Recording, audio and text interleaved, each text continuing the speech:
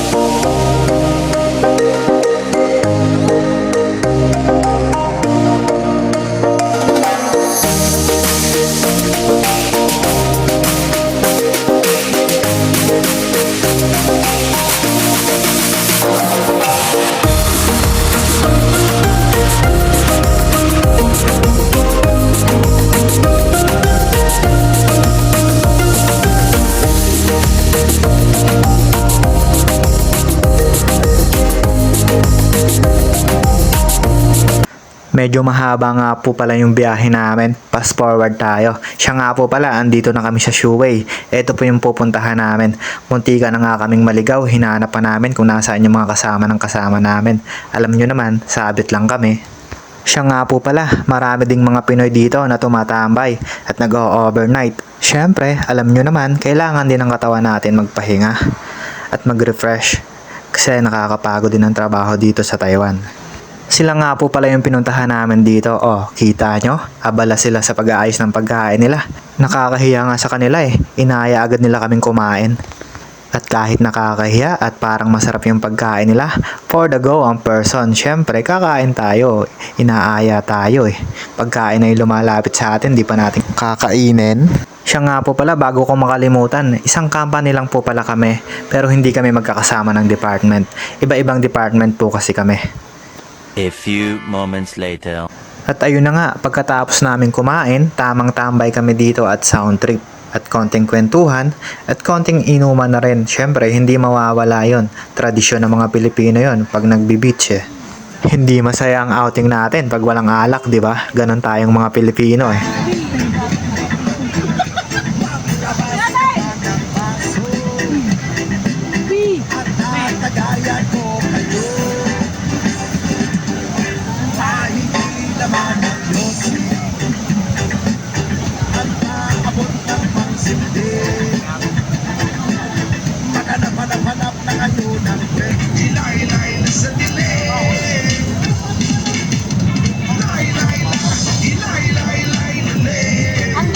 Aning!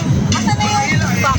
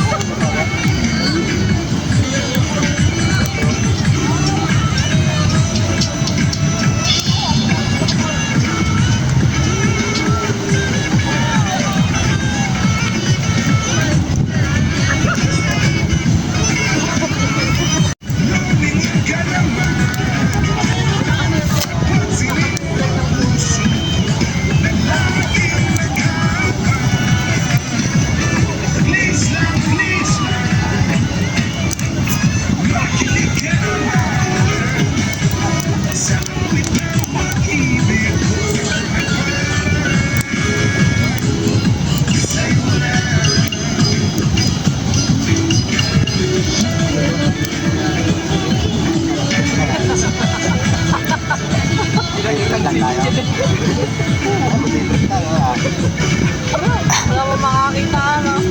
Gabing-gabi na.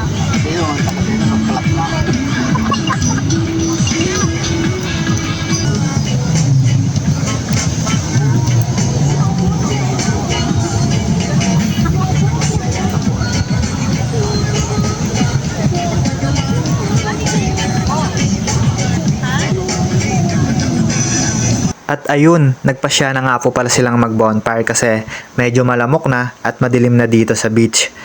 Siya nga po pala, hanggang dito na lang. It's me, Matt, Batang Antikeño, factory worker dito sa Taiwan. Syempre, wala pa ring ipon.